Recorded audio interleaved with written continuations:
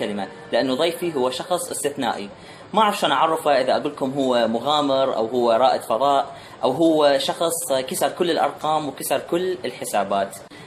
الكابتن فريد لفتة. مرحبا بك. الله يخليك. بسبع أرواح. طبعا أنت استغربت من قلت لك الاسم. ما أنا ذكرت الأمثال مال بيبيتي الله يحفظها، مال بزونة بسبع أرواح. بزونة بسبع أرواح. تحس نفسك بعد كل هاي المخاطر اللي مريت بيها أنت بسبع أرواح؟ لا يعني أولا ضد نظريات الشعوذة والحظ والدجل وما إلى ذلك. أنا رجل أهتم بالحسابات. ما مقتنع بالأمور؟ بمعنى أنه أكو procedure steps. if you follow these steps، إذا أنت اتبعتها بشكل متقن أنت توصل للريزولت، للنتيجة الحتمية. يعني اليوم أنت عندنا في الفيزياء، جنابك تدرس هندسة، أنت تعرف في الفيزياء أكو شيء اسمه جرافيتي، جاذبية، صح؟ صحيح. اليوم إذا أنت خالفت قانون الجاذبية وحاولت تقفز من مكان عالي بدون استخدام مظلة، بدون استخدام شراع، بدون استخدام آلة معينة ترفعك أو تخلصك من الجاذبية، أكيد بالأخير راح تنضرب في الأرض. حتكون أكو نتيجة لهذا التصرف. تؤدي إلى fatal injury، يعني تؤدي إلى وفاة أو إصابة بالغة. أكيد. لكن إذا أنت اتبعت البروسيجر المعين، هذا البروسيجر كان ضمن الستاندرد العالمي، أنا متأكد راح تصل الأرض بسلام. أما والله أني أقفز اليوم من طيارة بدون ما ألبس باراشوت، والله أعتمد مثلا على نظريات أبو علي الشيباني، شو أسوي له؟ هذا مرزوق الإنسان، يعني صارت له دعاية بحلقتنا. لا بالعكس أنا ما أريد أسوي له دعاية بقدر ما أريد أنبه المجتمع. أي صحيح. أريد أنبه المتلقي على أنه يجب اتباع المنهج العلمي، يجب اتباع الدقة واتباع البروسيجر الصحيح للوصول إلى أي نتيجة. أكيد. عندك مرض روح إلى طبيب، يعني طبعا لكل شيء. تروح إلى هيك أشخاص مشعوذين أو نعم. دجالين يحاولون النصب عليك. طبعا إذا راح نأخذ الأرواح بالتسلسل، راح نأخذ أكثر الأرواح اللي الناس تشوفها بيك، وأولها مثلا روح الطفولة. حكيت بوحدة من مقابلاتك وصرحت إنه أنت لحد عمرك 6 سنوات أنت ما تكلمت، وكنت تعتقد نفسك إنه أنت طير مو إنسان. صحيح. يعني ما فهمت أنا صراحة شنو كنت تقصد. يعني هل إنه 6 سنين الطفل اللي يقدر يحدد شنو هو؟ 6 سنوات أنا ما أحكي. لا أنا أعتقد لحد 4 سنوات الشيء، لو ما أتذكر والله. يعني بشكل عام هو الهدف من القضية هو الآتي، إنه أنا عندي رسالة، والرسالة يجب أن تصل إلى أولياء الأمور بالتحديد وإلى المجتمع بشكل عام. إحنا المشكلة اللي اليوم نعانيها هو عدم تفهم أولياء الأمور وبالتالي المجتمع لمرحلة الطفولة. يعني مثلا أكيد أنت صغير والدتك الله يحفظها جابت لك لعبة، صح ولا لا؟ أكيد. أنا متأكد تكسرت هاي اللعبة. ممكن. تم فهم تكسيرك لهذه اللعبة بشكل خاطئ على أنه هي وكاحة. غالبا. وتم معاقبتك لأنه تكسرت هاي اللعبة. أنا متأكد أنت مو قصدك تكسر، أنت كان عندك هوس وكان عندك لمسة على أنه أنت مهندس بالمستقبل، ولأنه أنت كنت موهوب وكانت عندك هذه البوادر على أنه أنت تكون مهندس بالمستقبل، فحبيت أن تستكشف نعم هذه اللعبة كيف تم تكوينها، هذه اللعبة كيف تم صنعها. فأنت مو كان هدفك تكسيرها بقدر ما كان هدفك أنه أنت تحاول تسوي لها ديساسمبل وبعدين عملية تجميع مرة ثانية. هي عملية فهم، هي عملية الغوص في مجال اللي أنت تحبه اللي هو الهندسة. يعني بنظرك ماكو شيء عشوائي؟ ماكو شيء عشوائي، ماكو أي تصرف عشوائي. احنا اليوم إذا نريد تنمية الطفولة وبالتالي تنمية أجيال قادرة على أنه تغير من الواقع اللي احنا نعيش فيه، هو يجب أن يبدأ بالطفولة. أكيد. بمن تأثرت بطفولتك؟ كل المواهب تبدأ في الطفولة. طبعا. بمن تأثرت بطفولتك؟ يعني شخصيتك، كل واحد عنده ايدل وهو طفل يريد يكون مثله، او ممكن يكون شخص من عائلتك. هذا ستيب ثاني، مرحلة ثانية أكيد. لكن أنت المرحلة الأولى هو تبدأ بالداتابيس. نعم. أنت من تنولد معاك موهبة تكون معينة، القاعدة طبعا، أو معاك شغف معين. فلهذا احنا شايفين الأطفال مثلا طفلة لازمت لها جزرة باعتبار انه هي هذه مايكروفون بدها تغني. انا وياك بهذا الشيء، او اللي يرسم او اللي غيره، او اللي يرسم، او صحيح. اللي يحاول يكون مهندس مثل ما تكسرت بعض الالعاب، او اللي انا حاولت انه احاكي الطيور وما الى ذلك. هي القضية انه احنا شلون نقرأ الطفل. بعدين بعد قراءة الطفل اللي هي اهم شيء المرحلة الاولى. نعم. اهم حلقة هي اول حلقة. شفت قدامك شخصية تأثرت بها بطفولتك، شخصية معينة؟ طبعا الستيب الثاني، الخطوة الثانية هو الايدول. منو كان يور ايدول؟ أنا برأيي إنه كل الناس ماي ايدول. أنت اليوم قدوة لي، المصور قدوة لي. لا مو فلسفة يعني كطفل؟ لا بغض، حتى وأنا كنت طفل. تعرف ليش؟ لأنه العلم يأتي من الجميع. يعني كامل الدباغ الله يرحمه لما كان يقول العلم للجميع، والعلم يأتي من الجميع، فقط للجميع. هو للجميع ومن الجميع. ليش انت اليوم ما تقعد قدام طفل عمره 5 سنوات ويفتح لك الايفون ويلعب فيه بشكل مذهل؟ صحيح. بشكل المهندس نفسه ما قدر يستكشف به بعض الاشياء. صحيح. وممكن انه تتعلم من هذا الطفل. تقول له والله ما تفهمني انت شلون دخلت على هاي المنيو، وين وصلت لهناك. صحيح. صح ولا لا؟ صحيح. احنا للاسف في الشرق الاوسط يعلمونا، في الشرق الاوسط يعلمونا بعض الاشياء هي تحد من قابليتك على فتح الآفاق. يقول لك أنت باوع فقط على هاي النقطة. طيب يا سيدي السماء واسعة، ليش أباوع على، ليش ما أباوع على كل النقط؟ يعني دائما أكو حدود. There's no boundaries. بس مو حدود نعم. للإبداع. للأسف في الشرق الأوسط يعلمونا أكو هذا كان الإبداع. زين، إذا حكينا على روح ثانية وهي الروح الطاغية عندك، روح المغامرة، فطويلة كلش. يعني أول رائد فضاء عراقي وحطمت أرقام قياسية لأكثر من مرة، دخلت موسوعة جينيس عن القفز بالمظلات فوق من أعلى قمة إيفرست. ويعني هواية كانت ادفنتشرز. ايش قد تتوقع انه انت اكو بداخلك جنون؟ لا هو مو جنون. جنون يعني انت خارج حدود المنطق. ليش ما تسميه؟ هو شغف، هو حب للحياة، هو فضول. نعم. بس حتى اذا كان ممكن هذا يأثر على حياتك. لا. انت قلت انه اكو امور تحميك، لكن ممكن ينقطع المظلة، يمكن كل شيء ممكن يصير. لا شوف، ليش هسه انا وياك احنا قاعدين ماكو احتماليه possibility لانه احنا نتعرض الى الوفاه يعني؟ بس ابسط مما احد نسوي المقابله على قمه ايفرست. لا بالعكس نفس الشيء. تعرف الحوادث الدراجات اكثر من حوادث الطائرات؟ اعرف. تعرف اذا انت تروح للاحصائيات اليوم وتشوف الناس اللي يموتون في السيارات هم اكثر من اللي يموتون في الطائرات. كلش قد انت تسمع الحادث مال طائره. صحيح. ومن يصير هذا الحادث يظل يشغل وسائل الاعلام لمده سنه او سنتين او ثلاث. بينما هي رحلات الطائرات اكثر من رحلات السيارات. لا شوف قضيه انه اني اضع الموت في مكانه غير صحيح وانه اعتبره هو عقبه في مجال انه المغامره، اعتقد انه في مجانبه للصواب. زين. الصواب انه انت تكون متدرب، نعم، متهيئ، نعم، وعندك الادوات اللازمه وتشتغل في ظروف امنه. هذا صحيح. شنو كان شعورك بعد اول تحطيم لك اول دخول موسوعه جينيس؟ شنو كان شعورك؟ هل نفس اليوم نفس الشعور بعد من ما قمت تحقق يعني ارقام؟ نفس الشغف، نفس النشوه؟ لا هو طبعا انا بالنسبه لي اولا ما دخلت الارقام القياسيه بنفس الرقم. ما هو لو مثلا انا رايح مثلا على سبيل المثال اليوم سويت اطول سلسله بشريه في العالم. نعم. على سبيل المثال 5000 طفل، هو مو سبيل المثال، هو واقع اللي سويته في النجف الاشرف. وسويت ايضا بجامعه بغداد. خليني اجيب لك مثال. نعم. سويت انا مثلا اطول سلسله بشريه في العالم في محافظه النجف الاشرف 5000 طفل. اوكي.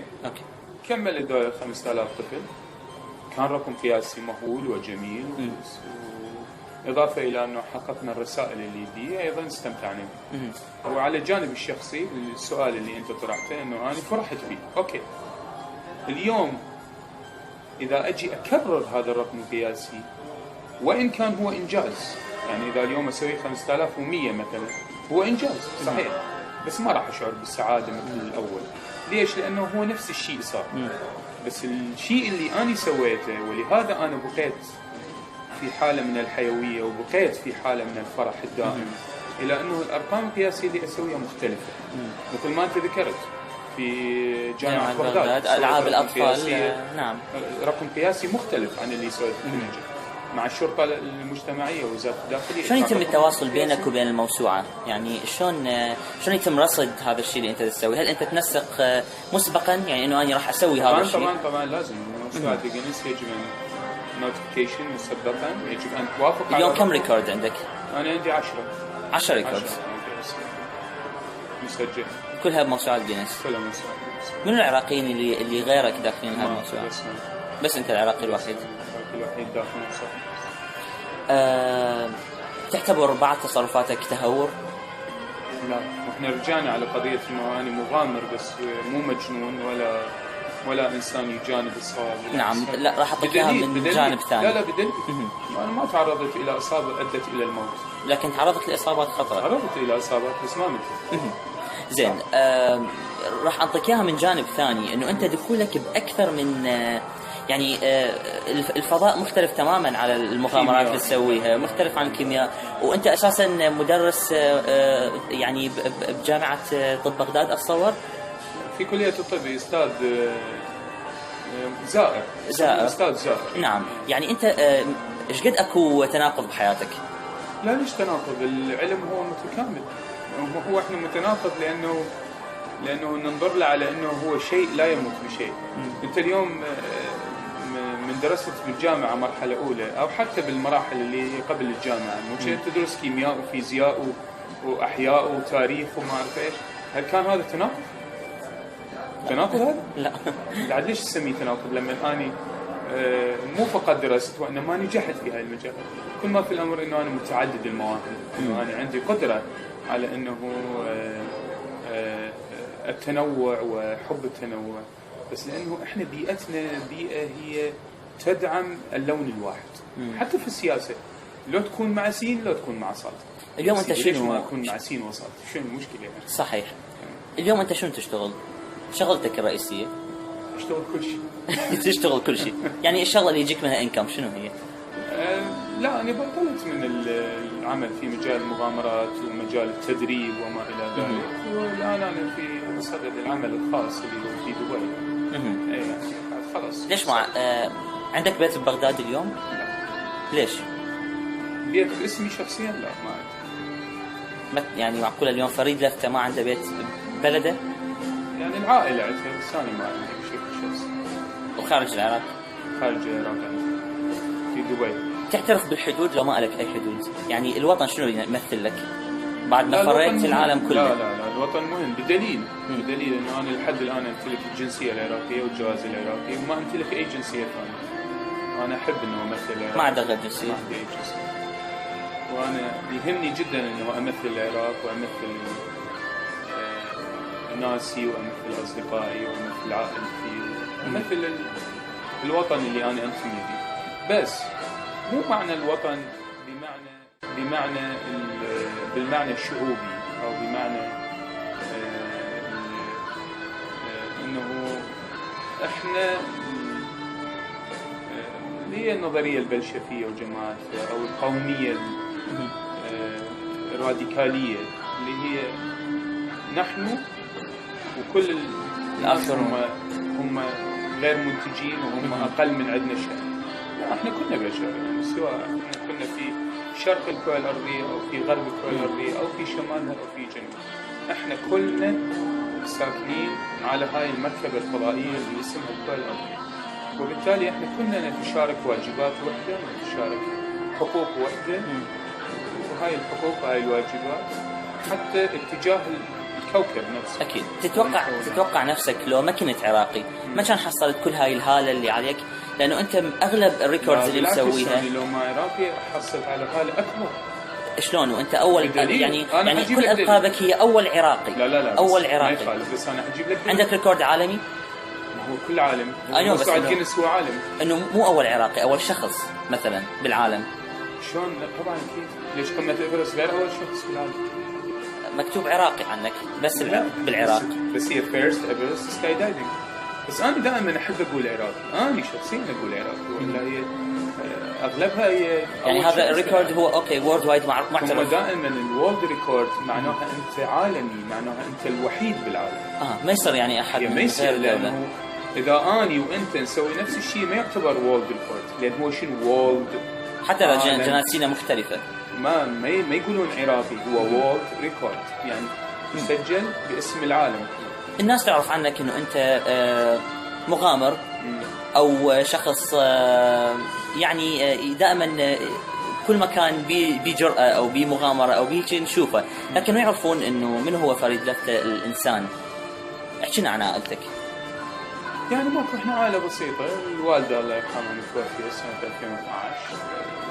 الوالد موجود في دبي، أخويا وأختي، وبس. عائلة جدا صغيرة. الوالدة كانت أول وحدة صدقت فيك. أكيد. ايش تذكر ذكريات وياها الله يرحمها؟ لا هي كل ذكريات أصلا. من تجي بالك تتذكر؟ هي لحد الآن عايشة وياي، يعني أنا ما أعتبرها متوفية. هي توفت جسدا بس هي عايشة وياي. هي أصلا ملاكي الحارس، هي اللي وصلتني هاي المرحلة، وأنا أدين لها بكل شيء. لأنه أنت اليوم اللي ينطيك المعلومة أنت تعتبر هذا متفضل عليك، تعتبر هذا هو السبب في تغييرك. اليوم اللي ينطيك شوية فلوس أنت تظل مدين له بحياتك. اليوم اللي ينقذ حياتك نفس الشيء. هي أنقذت حياتي عدة مرات، هي أصلا جلبتني للحياة، هي الوحيدة اللي تفهمت الأفكار مالتي، الوحيدة اللي آمنت بهاي الأفكار، هي الوحيدة اللي دعمت هاي الأفكار. تدور عليها اليوم بشركتك المستقبلية؟ لو إنه إحنا اتفقنا ماكو بهيك أسئلة. ماكو اتفاقات. هاي شنو؟ يعني مثل ما قال اتفق العرب على لا يتفقوا. بالضبط. لا أنت إذا تحب تجاوب الأسئلة. لا ما عندي مشكلة بهذا الموضوع، بس أنا برأيي أنا اليوم يهمني إنه الناس تنظر للمنجز مالتي، ما تنظر لحياتي الشخصية. أنا اليوم إذا حبيت أو تركت أو تزوجت أو ما تزوجت أو طلقت أو كان عندي حبيبات أو ما كانوا، يعني ما أعتبر هذا إنجاز. أعتقد أنت تقدر اليوم تمارس هذا الشيء، هو المصور يقدر يمارس هذا الشيء، وكل اللي يسمعونا ويشوفونا يمارسون هذا الشيء. وأعتقد من أيام آدم وحواء هم دا يمارسون هذا الشيء، وراح يكون ما بي منجز. أنا أعتقد أنه المساحة اللي اليوم تتاح للإنسان أن يكون في منصة، وهاي المنصة هي أمام جمهور، يجب أن ينطيهم شيء بفائدة. أنا اللي قصدته من سؤالي مو أتطفل على حياتك الشخصية، اللي قصدته إنه أنت هل شغلك هذا أو مغامرتك هاي، يعني الشخص اللي يشتغل بهالموضوع أو اللي ينشط بهالموضوع راح يضطر إنه يهمل حياته الشخصية، وبدليل إنه أنت ما ارتبطت لحد هسه؟ لا، هو ما يهملها بقدر ما هو يعني أخذك هالموضوع عن لا هو ليش عن حياتك الشخصية. اترك هذا الشيء. ليش؟ وانا ما يعني حتى في مجال الصداقة ما عندي صداقات يعني صحك لأنه أولا السفر. أنت اليوم السفر، تغيير المكان هو ضد الاستقرار. والاستقرار يجي به هواية أمور، يجي به هواية أكسسوارز وهواية أشياء إضافية، من ضمنها الأصدقاء والعلاقات الاجتماعية والعلاقات الخاصة وما إلى ذلك. أي علاقة إنسانية، أي علاقة كانت، بغض النظر عن تسمية هاي العلاقة، هي محتاجة إلى الاستدامة، والاستدامة محتاجة إلى الاستقرار. وباعتبار أنه حياتي غير مستقرة، فهي حتى تحصل على هيك تايتلات، أعتقد أنه مو مستحيلة بس صعوبة. زين. شلون؟ لا خلاص، هو بعد بس فقرة واحدة. أوكي. شلون تشوف مستقبلك؟ مستقبلي؟ من بعده بالبداية. بعد أسوي لحد الآن 10 سنوات وين تشوف نفسك؟ يعني هواية عندي أحلام. شنو مثلا حلم تريد تحققه؟ الخطوة القادمة اللي تتمنى تحققها؟ عدا طبعا سالفة الفضاء، هاي صارت الكل يعرفها. ما أقول يعني مشكلتي، ما أقول الشيء اللي أشتغل عليه. داري على شمعتك تضوي؟ لا، مو هاي القضية. لا، ما يهمني هذا الشيء هواية. بس شوف، أنا انولدت في بيئة مليت من الوعود. من أنا طفل يتم إيهامي ويتم تغرير بي بوعود، ولما كبرت لقيت التلفزيون أيضا يعطيني وعود. وتعرف مثلا هسه احنا مقبلين على الصيف، وبدت هسه من هسه انه الصيف القادم راح يكون الكهرباء ما تنقطع و24 ساعة وما إلى ذلك. يعني أنا أتذكر من أنا انولدت بالسبعينات لحد هاي اللحظة هذا الوعد صار. واعتقد راح تنتهي الكهرباء ويتم اختراع بديل إلها، واحنا ما راح نشوف الكهرباء. صحيح. احنا الغريب انه اختراع اديسون من يعني آلاف السنين، واحنا اطفال. اذا تنام اشتري لك فلان شغل، تقعد الصبح يابا نمت ما جاوب لك اياه. زين، اذا تسوي فلان شغله نسوي لك فلان شغل، تقعد ما. فاخذت على عاتقي على انه اني بطلت السوف وسهل، وبطلت انه اني امضي وعود. تكمل الشغله، هو الشغل هو يتحدث عن نفسه، المنجز هو يتحدث عن نفسه، ما يحتاج انه اني احكي عنه. يعني انت حاليا ما مقدم نفسك يعني in your entirely، مو كلك هذا، بعد عندك هواية تريد تقدمها. انا اعتقد انه الانسان يتوفى بتوقفه عن التعلم وعن الانجاز.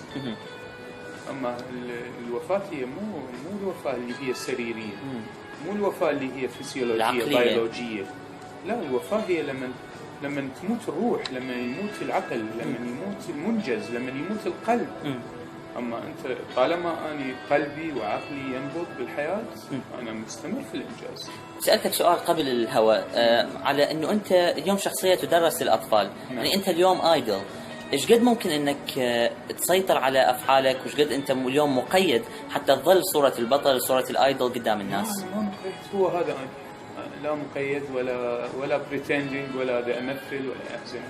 يعني قابل مثلا ما قافز فوق قمة إيفرست وأقول أنا قفزت. وبالتالي يعني تعقيبا على هذا السؤال، اللي يقفز فوق قمة إيفرست هو محتاج أصلا كاركتر معين يعني، ومحتاج أصلا مواصفات معينة. فهي المواصفات أنا عندي، أنا مدى أجيبها من برا. أنا حقيقة ملتزم باتجاه الإنجاز، حقيقة عندي طموح، حقيقة أشتغل اتجاه طموحي، حقيقة مستمر في الدراسة. هسه أنا رايح لأستراليا، وهسه جيت من أستراليا، هسه صار لي يومين. نعم. وكنت في أستراليا لأنه أنا كملت أوراقي أدرس الماجستير في أستراليا. وبالتالي أنا مستمر في الدراسة، مستمر في تطوير نفسي، مستمر في مجال الإنجاز، مستمر في. وأعتقد أنه هو الطفل اليوم محتاج الآيدل على أنه هو شخص لا يمل ولا يكل من متابعة أحلامه وتحقيق أحلامه. صحيح. وأنا هذا اللي أقدمه للأطفال، أنا مو أقدم لهم الملبس أو أقدم لهم شكل الشعر. بالضبط. أنا هذا الشيء ما يهمني، ولا أعتقد هو هذا مهم بالنسبة للطفل. الطفل اليوم يريد يلاقي قدوة، بمعنى أنه هذا طاقة، بمعنى أنه هذا ضوء في نهاية النفق يأخذه إلى بر الأمان. عندنا احنا الفقرة الأخيرة وهي أغلب الضيوف نستخدمها، هي فقرة 7 أرواح، نسألهم على 7 أشخاص موجودين بحياتهم، لكن أنا وأعد ما قدرت ألقى أشخاص لهم صلة بيك أو مرتبطين بيك من المشاهير أو الشخصيات المعروفة، فراح أخليك إلك الحرية، انطيني 7 أشخاص أو 7 أرواح أثرت بيك كإنسان وكشغلك. لا ليش؟ شنو اللي تتذكره؟ عندي يوري غاغارين، اللي هو أنا أصلا تم تسميتي غاغارين العرب، لأنه الصفات اللي بيني وبينه كلش متشابهة. أثر بيك يعني، قصدي إنه كان لك بينك وبينه فد كونتاكت معين؟ طبعا حتى تشابه بيناتنا يعني 29/3 29/3 تشابه كلش كبير يعني بيناتنا. إذا قلنا 7 في مجال الدراسة، في مجال الابتسامة، هواي أمور. عندك نيل أرمسترونغ اللي هو أول رجل نزل على سطح القمر. وعندك غاندي، أنا أحبه جدا، أعتبره من الآيدول اللي جدا حقيقة يعني فاسينيتد about كل شيء أحباني غاندي. أنت فلسفي، إنسان فلسفي؟ ليش سميه فلسفي بقدر ما إذا قصدي عندي شغف باتجاه الحياة، ارتباطك يعني إذا ربطنا الموضوع بغاندي. متأمل. نعم. الفلسفة هذا جانب أكاديمي أكثر يعني. أنا أعتبر متأمل، أنا يعني روحاني قصدي؟ طبعا أكيد. الإبداع يجب أن يكون روحاني، لأنه الإبداع هو بيوند السين، هو مثل لا يرى. نعم. هو مو شيء يعني مرئي.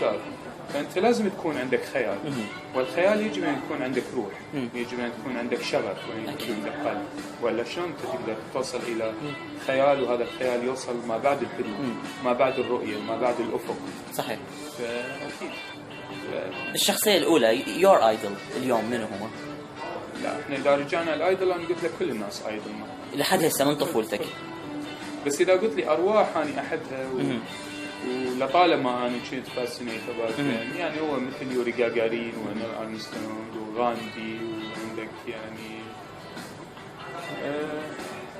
الأم تريزا أنا أحبها هواي، حبيت الأشياء اللي يسويها روحاني جدا يعني.